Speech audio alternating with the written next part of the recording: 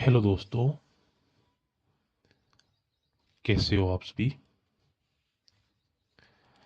मैं लेकर आया हूँ गणेश भगवान को आपके बीच। और गणेश भगवान बहुत ही जल्द आने वाले हैं। गणेश चतुर्थी आने वाली है और गणेश स्थापना जो है बहुत ही जल्द होने वाली है। अभी मैं रुक किया हूँ शेर सिटी का, जहाँ मूर्तिकार लोग जो है गणेश भगवान की प्रतिमा बनाने में व्यस्त है। सभी लोग अलग अलग प्रकार की मूर्तियां बना रहे हैं। तो बहुत ही जल्द जो है गणेश चतुर्थी आने वाली है। और उस दिन, जो गणेश चतुर्थी के दिन, जो लोग जो है बड़े धूमधाम डीजे गाजे बाजे के साथ गणेश प्रतिमा को लाया जाएगा और स्थापित किया जाएगा। कोई लोग 7 दिन का स्थापित करेंगे, कोई 10 दिन का, कोई 9, कोई 11, ऐसे इस तरह का जो स्थापित करेंगे। और फिर जो है उनका एक टाइम आएगा विसर्जन करने का, जो बड़े धूमधाम के साथ जो है उनको विदा किया जाएगा, उनका विसर्जन हो जाएगा। तो थोड़ी वो दुख की घड़ी आ जाएगी। बप- गणपति बप्पा आए थे और कुछ क्षण हमारे बीच थे और फिर वो विदा हो गए, हमसे दूर चले गए। परंतु ये एक परंपरा है और परंपरा के आधार पर सभी को चलना पड़ता है। कुछ देर के लिए गणपति बप्पा हमारे बीच रहते हैं और फिर चले जाते हैं। तो दोस्तों, हम आगे बात करते हैं, आखिर गणपति को क्यों बिठाया जाता है, आखिर गणपति कौन है। तो उसी के विषय में बात करेंगे। आप लोग सोचते होंगे कि मैं, कोई न कोई देव हो या भगवान हो, इस तरह के जो सख्त है मेरे सामने आते हैं और मैं उनके ऊपर वीडियो बना लेता हूँ। आज मैं गणपति के ऊपर वीडियो बनाऊंगा और गणपति की जो सारी डिटेल, सारी जानकारी है आप लोगों तक पहुंचाऊंगा। तो आप बने रहिए वीडियो के साथ। देखो, अलग अलग मान्यता है लोगों की कि गणपति को क्यों क्यों पानी में घोला जाता है, क्यों उनका विसर्जन करना पड़ता है, ऐसा क्यों करते हैं। तो ऐसा बताया जाता है कि गणेश भगवान को सामने बिठाकर कुछ कथाएं जो है लिखी जा रही थी। तो उस समय जो है गणेश भगवान को उनके ऊपर मिट्टी से लेप किया जा रहा था। गणेश के ऊपर हर प्रतिदिन जो है उनके ऊपर लेप लगा रहे थे मिट्टी का। तो ऐसे ऐसे में उनके ऊपर ज़्यादा जो है मिट्टी चढ़ गई थी। तो उस मिट्टी को तो उतारने के लिए जो है पानी में स्नान करवाया था। और ऐसी भी कुछ जो है एक घटना जो है वो भी है कि गणपति जो है जब बेटे थे, कथाएं लिखी जा रही थी, तो उनके अंदर एक तेजोमयी प्रकाश जो है सामने प्रकट हो रहा था। तो वो तेजोमयी प्रकाश जो है लोगों को असहनीय लग रहा था, लोग कोई सह नहीं पा रहे थे। तो फिर उसके ऊपर मिट्टी लगाने का काम किया जा रहा था, क्योंकि उस मिट्टी से जो उनका शरीर का जो तप है वो कम कम पड़ता जा रहा था। तो ऐसे ऐसे में कुछ 8 8 9 दिन की कथा चल रही थी। तो उसमें 8 9 दिनों तक जो मिट्टी था वो चढ़ाया जा रहा था, क्योंकि उसके वो तप के हिसाब से उनके शरीर में कुछ ज़्यादा ही तप प्रकाशित हो रहा था। तो उसके हिसाब से उसके ऊपर मिट्टी चढ़ाई जा रही थी। तो वो मिट्टी वापस धुलाने के लिए नदी में स्नान करवाया था गणेश को। ठीक है, इस तरह की जो बातें भी सामने आती है। मैं इनके ऊपर ज़्यादा कुछ हिस्ट्रिकल नहीं किया हूँ, नहीं हिस्ट्री इनके बारे में मैं जानता हूँ। मैं सिर्फ रियल हिस्ट्री जानता हूँ। अब ये काल्पनिक हो सकता है या साक्षात्कार हो सकता है, इसका तो पता आप लगाइए कि जो ये मिट्टी चढ़ाने वाला कार्य जो किस तरह का था। मैंने जितना सुना है उतना आप लोगों को बताया हूँ। अब शास्त्र और ग्रंथों के अनुसार गणपति का जन्म कैसे हुआ, उस विषय में बात सुनते हैं और समझते हैं। देखो, शिव पुराण के अंदर लिखा गया है कि भगवान गणेश का जन्म कैसे हुआ। पहले कार्तिक का जन्म हुआ था, उसके बाद जो है गणेश का जन्म हुआ था। तो मैं अभी बात करूंगा, सिर्फ गणेश के जन्म की बात करूंगा। तो कैसे जन्म हुआ था, ये शिव पुराण के अनुसार बता रहा हूं मैं, तो कैसे उनका जन्म हुआ था। तो एक समय ऐसा था कि पार्वती जी महल के अंदर नहा रही थी, तो द्वारपाल पर नंदी को खड़ा किया था। नंदी कौन था? महादेव का सेवक नंदी। तो वहाँ उनको दरवाजे पर खड़ा किया था और बोला था कि कोई अंदर ना आ जाए, तुम यहाँ पर खड़े रहना। पार्वती ने नंदी को ऐसा कहा और खड़ा कर दिया था गेट के ऊपर। ठीक है, अब गेट पर वो खड़ा था नंदी, और पार्वती जो है अंदर स्नान करने चली गई थी, स्नान कर रही थी यानी नहा रही थी दोस्तों। ठीक है, तो आगे जब भगवान शंकर है वो आ गए थे, आकर खड़े हुए द्वार पर, और तो खड़े होने के बाद जब नंदी को देखा तो बोला कि यहाँ क्यों खड़े हैं? तो बोले कि आप अंदर नहीं जा सकते हो, मेरे को यहाँ द्वार पर खड़ा किया है माता ने, यानी माता यानी पार्वती माता ने मुझे यहाँ खड़ा किया है, तो आप अंदर नहीं जा सकते हो। तो नंदी को साइड में हटाया और भगवान शंकर चले गए अंदर। तो उनको अब अंदर जब वो नहा रहे थे तो उनको लज्जा आ गई, शर्म आ गई, और उनके साथ सखियां भी थी उनकी, तो अच्छा नहीं लगा उनको ये बात। और फिर आई पार्वती ने और बोला कि नंदी, तुमको मैंने खड़ा किया था गेट पर, तो तुम क्यों अंदर आने दिए मेरे पति को? हम सभी नहा रहे थे अंदर। तो वो बोला कि शिव शंकर माने नहीं, तो फिर मैं क्या करूं? तो इस बात पर उनको कुछ लगा, दुख हुआ कि ऐसा कोई व्यक्ति होना चाहिए, ऐसा कोई पुरुष होना चाहिए जो कि मेरी आदेश का पालन करे सिर्फ, और बाकी कुछ नहीं, कोई भी हो उसको अंदर नहीं घुसने दे। तो ऐसा उसने सोचा। किसने? पार्वती ने। ठीक है ना, ऐसा सोचा और फिर उसने एक निर्णय लिया कि क्यों ना हम एक पुरुष बना ले। तो झट से अपनी भुजाओं पर हाथ घुमाया और मेल से एक बच्चा पैदा कर दिया, यानी कि पुरुष बना लिया वहां पर। किससे? मेल से। आप लोग पढ़िए, शिव पुराण में ये लिखा हुआ है, मेल से पुरुष बनाया और बनाकर उसका नाम रख दिया गणेश। ठीक है, और वो पुरुष आदमी जैसा नौजवान दिखने लगा और खड़ा कर दिया गेट पर कि आज के बाद तुम इस गेट पर खड़े रहोगे, द्वार पर खड़े रहोगे, और मेरी आज्ञा के बिना कोई अंदर नहीं आ जावे, तो तुम यहीं पर खड़े रहना। ठीक है ना, तो इस तरह की जो बातें हैं वहाँ सामने आती है। गणेश को ऐसा काम सौंप दिया गया था, और उस समय जो है शिव भगवान नहीं थे, बाहर कहीं गए थे। फिर वापस जब वो आए तो द्वार पर अपरिचित पुरुष खड़ा था। शिव शंकर भी उनको नहीं जानते कि कौन खड़ा है यहाँ पर। तो देखा कि पुरुष हाथ में एक त्रिशूल भाला जैसा एक हथियार लेके खड़ा है। ठीक है ना, तो खड़ा था, तो उसने झट से डंडा आगे किया और बोले कि नहीं, आप नहीं जा सकते अंदर। आप कौन हो? आप अंदर नहीं जा सकते हो, ये माता का आदेश है। तो बोला कि तुम कौन हो? शंकर भगवान ने पूछा। तो बोल दिया कि मेरा नाम गणेश है और मैं माता पार्वती का पुत्र हूँ। तो उन्होंने सोचा कि यार, ये पार्वती का पुत्र कैसे हो गया अचानक से, मुझे मालूम नहीं चला, और पार्वती का पति तो मैं हूँ, मुझे पता नहीं चला।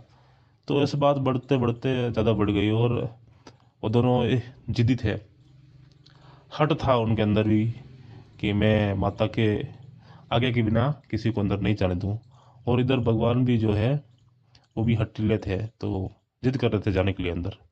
तो ऐसे ऐसे में उन दोनों का युद्ध चल गया था। और युद्ध चलने के बाद क्या हुआ, और भगवान ने सीधा त्रिशूल उठाया और गणेश का गर्दन काट दिया। और गर्दन काटा तो उसके बाद जब पार्वती आई, नहा धो के रेडी होके फिर आई पार्वती बाहर। अब पार्वती वहां पर आ गई तो देखा कि एक तरफ जो है गणेश का जो धड़ पड़ा है, और एक तरफ उसका जो शीश कहीं पड़ा है, और भगवान शंकर जो है क्रोधित होकर त्रिशूल हाथ में लिए खड़े हैं। तो इस तरह से जो बातें सामने आ रही है, ठीक है ना, विष्णु पुराण, शिव पुराण में दोस्तों, ठीक है।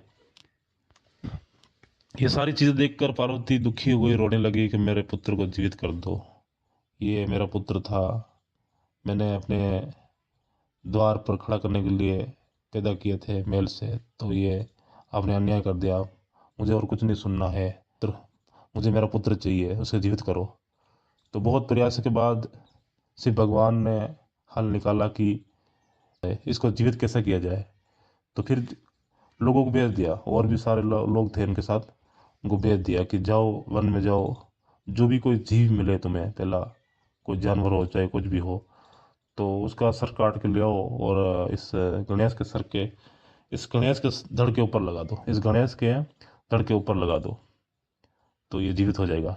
तो भेजा, तो फटाफट लोग गए, और हाथी का बच्चा घूम रहा था जंगल में, तो उसको और उसका सर काटा और लेके आ गए, और ले जाकर गणेश के शरीर के ऊपर लगा दिया। गणेश तुरंत खड़ा होकर माता से प्रणाम किया कि मैं जीवित हो गया। ये बड़ी अच्छी कहानी है एक। कैसे, आपको क्या लगता है कि ये कहानी से आपको क्या सीख मिली, कि वाकई में कोई गणेश मेल से पैदा हो गया था, या गणेश की गर्दन कट जाने के बाद उसके ऊपर हाथी का सर लगाया गया। सोचो आप भी, गणेश का जो शरीर था वो एक पुरुष शरीर था, उनकी नसें, उनकी जो हड्डियां वो अलग होती है, और हाथी के जो नसें और गर्दन की जो हड्डियां होती है वो अलग होती है। तो कैसे उन लोगों ने इस तरह से जोड़ा होगा, कैसे उसकी नसों से इसकी नसें जोड़ी होंगी, समझ में नहीं आ रहा है। ये बात आप लोगों को समझ में आ रही होगी पर मुझे नहीं आ रही है, क्योंकि आप लोग क्या करते हो, आप लोग आंख बंद करके विश्वास करते हो, इसीलिए आप लोगों को ये बात समझ में आ जाएगी, मुझे नहीं आ रही है। पहली बात तो ये होता है कि गर्दन काट दिया जाए किसी व्यक्ति का, और किसी व्यक्ति का अगर गर्दन काट दिया जाए, और गर्दन काटने के बाद कुछ घंटों बाद, अब वहाँ पर मैं आप लोगों को बताना चाहूँगा, काफ़ी चर्चाएं हुई है, बातचीत हुई है, घंटा 2 घंटे तक बातचीत हुई है। फिर उसके बाद जो है लोगों को भेजा गया जंगल में, और फिर सर मंगवाया किसी और का। तो बताओ कि उसके अंदर से कितना सारा ब्लड निकल गया होगा, और उसके जो दिमाग, उसका जो हार्ट है, वो सब कुछ तो एकदम शांत सा हो गया, मतलब खत्म हो गया था। तो बताओ कि वो कैसे जीवित हुआ होगा फिर। अगर उनकी सर्जरी करी होगी तो कैसे की होगी, कैसे उनका शरीर जो है उस जानवर, हाथी के से कनेक्ट कर किया होगा, कैसे हाथी के सिर लाकर कैसे जोड़ा होगा, कैसे ऑपरेशन किया होगा, और ऑपरेशन करने के बाद जो उसके अंदर प्राण है वो कैसे डाले होंगे वापस। प्राण तो आदमी के निकल जाते हैं ना गर्दन कटने के बाद, तो फिर वो कैसे डाले होंगे, ये बड़ी सोचने वाली बात है ना। मुझे पता है आप लोग क्या सोच रहे हैं, आप लोग सोच रहे होंगे कि वो तो भगवान है, कुछ भी कर सकते हैं। मैं कहता हूँ आपको, वो भगवान नहीं, वो एक राजा थे, और इंसानी राजा, कोई चमत्कारी पुरुष नहीं।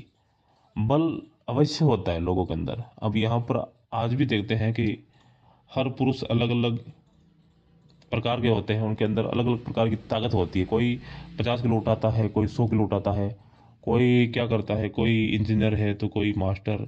इस तरह की जो अलग अलग प्रक्रियाएं उन लोगों के अंदर होती है, लोग अलग अलग प्रकार से काम करते हैं। तो माना कि शिव जी हैं, जो कुछ ताकतवर हो सकते हैं या कुछ समझदार हो सकते हैं, पर चमत्कार नहीं हो सकते हैं, ठीक है ना। तो इस तरह की बातें जो है ये फेक निकल कर आती है कि शेर उनका जोड़ा होगा। ठीक है ना, ये सारी फेक एक न्यूज़ फैलाई गई है, फेक बातें हैं। ठीक है, यानी कि इसको काल्पनिक भी कहा जाता है। ठीक है, तो आगे बढ़ते हैं, और आगे बढ़ के हम लोग क्या सुनेंगे अब सुनते हैं रियल हिस्ट्री। आखिर ये गणेश कौन था, और ये गणेश की जो कथा है, आज काल्पनिक कथा जो है, ये कहाँ से जो उभरी है, कहाँ से शुरू हुई है, तो उसी पर हम थोड़ा नजर डालते हैं।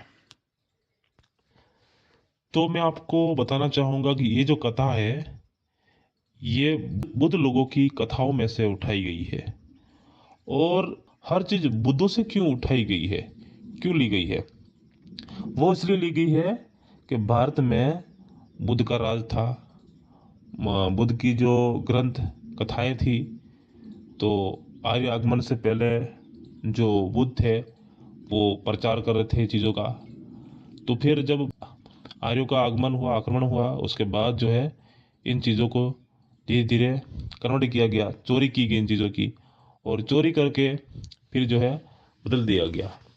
तो बुद्ध की कथाओं में एक जो है गणेश की कथा भी आती है, और वहाँ पर कि ऐसी जो घटना थी वो सामने आती है। कथा किस प्रकार की है वो आप लोग सुने, कि एक हाथी है, और एक हाथी जो है वो क्या करता है कि बुद्ध के टाइम पर एक हाथी है, और वो हाथी बहुत ज़्यादा खराब हाथी है। मतलब वो क्या करता है, खेतों में जाकर लोगों की सारी फसल खराब कर देता है, और वो उल्टे सीधे कार्य करने का हाथी ऐसा खतरनाक था ना, तो वो किसी के संभाले नहीं समझ रहा था, ऐसा हाथी था वो एक टाइम।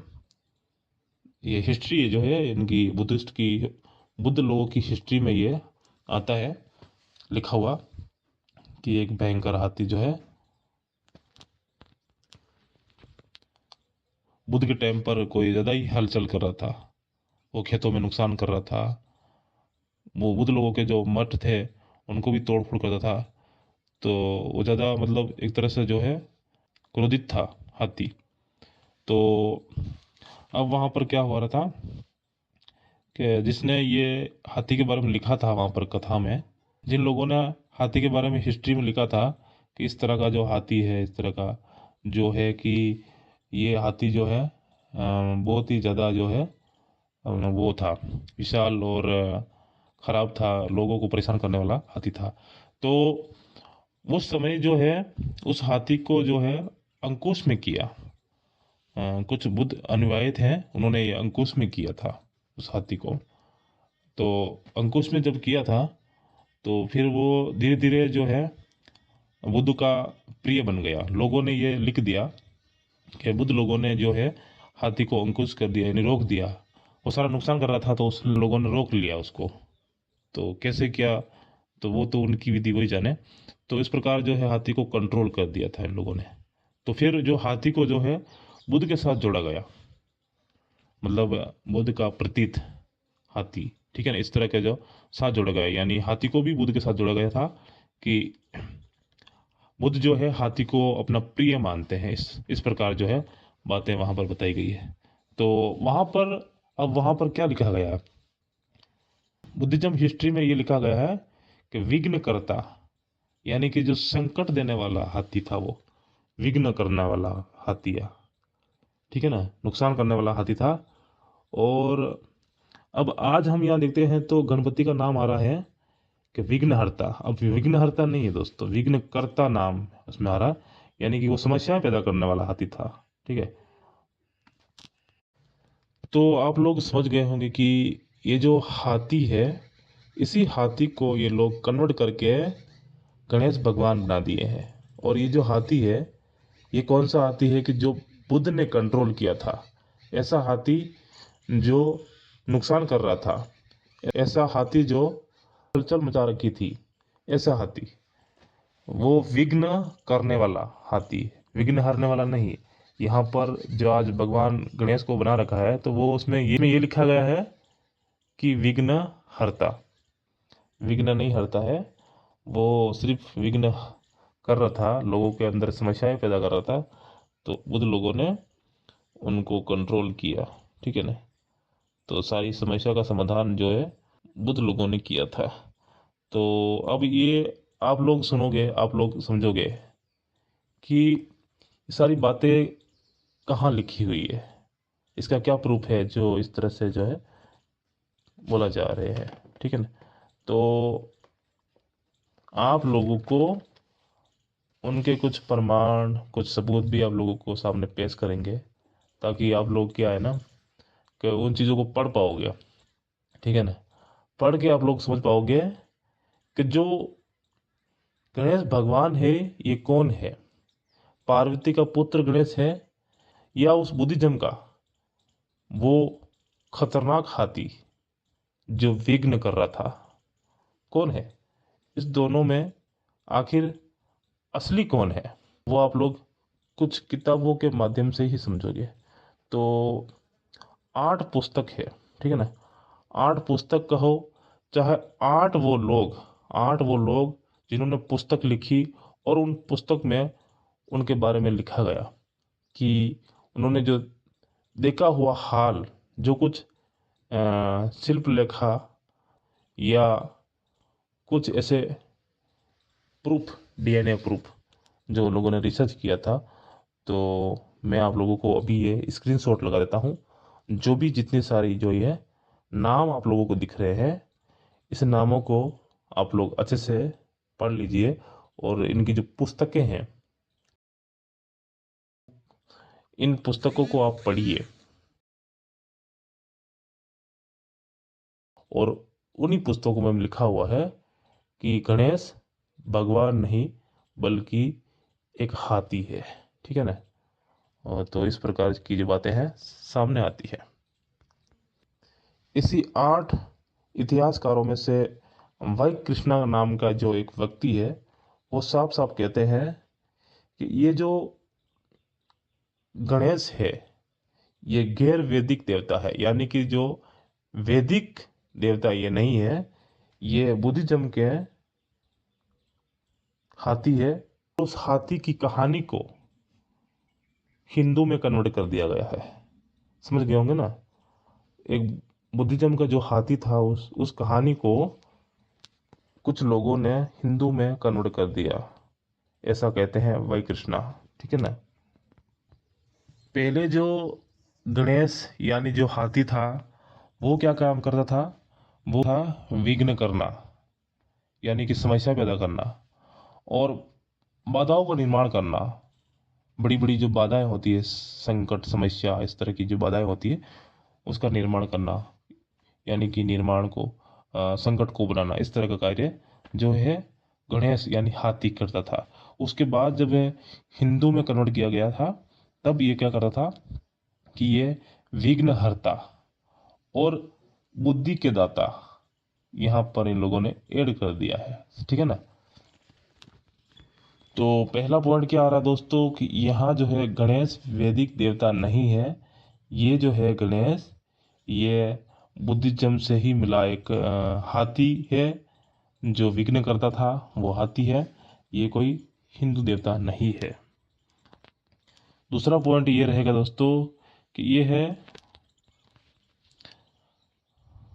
ब्राह्मणवादी व्यवस्था से पहले ही जो है बौद्ध धर्म में ये मान्यता है कि हाथी एक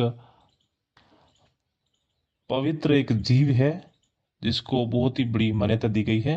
वो इसलिए दी थी क्योंकि जब हाथी विघ्न कर रहा था, समस्या पैदा कर रहा था, तो बुद्ध ने ऐसा कुछ कार्य किया जो वो हाथी एकदम से कंट्रोल हो गया बुद्ध के हाथ से, और फिर धीरे धीरे जो है वो हाथी जो है वो सारा कार्य कर, सारे जो विघ्न करने वाला कार्य जो था बंद कर दिया था। वो किसी के खेतों में नहीं जाता था और कोई नुकसान नहीं करता था। तो ऐसी कुछ औषधि उनको दी गई थी उस समय, जो कि है ऐसा स्वभाव था हाथी का, वो धीरे धीरे भूल गया था। और कुछ वहाँ पर ये प्रमाण भी है कि हाथी के एक तरफ जो है टूटे दांत का निशान, जैसे आप लोग गणेश भगवान को देखते हो तो एक तरफ जो है उसका आधा दांत ही दिखा जाता है। तो दोस्तों उस समय जो है हाथी का ये दांत नहीं था। ये हाथी को जब मूली खिलाया जा रहा था, मूली, तो मूली उसने आधी खा ली थी और आधी जो मूली है रह गई थी बाहर। तो वही जो एक छवि है वो ले ली थी कि टूटा हुआ दांत जो है आज भी गणेश भगवान के है। तो वो दांत नहीं दोस्तों, वो मूली है, मूली। ठीक है, हाथी को जब खिलाया जा रहा था वो मूली, तो आधी हाथी ने खा ली थी और आधी जो है वो शायद गिर गई थी टूट के या कुछ ऐसा हुआ वो। तो लोगों ने उस चीज़ को उठाया और वो चित्र जो है छाप दिया। तो इस तरह से जो है टूटे हुए दांत का गणेश जी, ठीक है ना, इस तरह से जो दिखा जाता है आज भी। और हिंदू धर्म में गणेश भगवान को विनायक भी कहा जाता है। तो आप लोग समझ गए होंगे कि उनको विनायक क्यों कहा जाता है। अगर आप लोग नहीं समझे ना, जितना मैंने आप लोगों को भी समझाया नहीं समझ में, विनायक इसीलिए कहा जाता है उनको क्योंकि वो विघ्न करते थे, यानी समस्याएं पैदा करते थे। इसीलिए समस्या जब पैदा कर रहे थे, जब हाथी, जब वो समस्याएं पैदा कर रहे थे, तो उस समय जो है उनको विघ्न करता। तो उसी का नाम दोस्तों यहाँ पर उन लोगों ने कुछ चेंज किया और यहाँ पर रख दिया है विनायक। ठीक है ना, विनायक भी कहते हैं गणेश को। अब दोस्तों मुख्य बात यह है कि गणेश को भगवान कब बनाया गया है। लोग उनकी जो पूजा अर्चना, ये चतुर्थी पर उनको बिठाना, और ये कब से शुरू हुआ था। तो दोस्तों यह शुरू हुआ था लगभग 9वीं या 10वीं सदी के, 9वीं या 10वीं 9वीं या 10वीं सदी से दोस्तों ये शुरू हुआ है। यानी कि ये जो आप आज देख रहे हो गणेश को बिठाने का कार्यक्रम, जो आज आप देख रहे हो ना, ये उनकी जो शुरुआत तिथि अगर हम देखते हैं, शुरुआत समय देखते हैं, तो ये 9वीं 10वीं शताब्दी से ये शुरू हुए थे दोस्तों। समझ गए होंगे बात बिल्कुल, कि ये पहले कुछ नहीं था, ये बाद में चीज़ों को ऐड कर दिया गया और धीरे धीरे ये क्षेत्रों में लागू कर दिया है चीज़ों को। यानी कि 9वीं 10वीं सदी से ये प्रारंभ हुए हैं गणपति बिठाना और गणपति को मानना। ठीक है, तो उससे पहले कुछ गणपति को नहीं, उससे पहले गणपति को नहीं मानते थे कोई, और न ही गणपति को कोई जानते थे। ठीक है ना, आप लोग समझ गए होंगे कि आखिर गणपति कौन थे। और मैं नेक्स्ट वीडियो लेकर आऊँगा गणेश जी के बारे में, तो आप लोग बिल्कुल बारीकी से समझिए। और कुछ किताबों में जो लिखा हुआ है वो भी मैं आप लोगों के सामने रखूँगा जो। तो दोस्तों ठीक है, मिलते हैं और वीडियो में।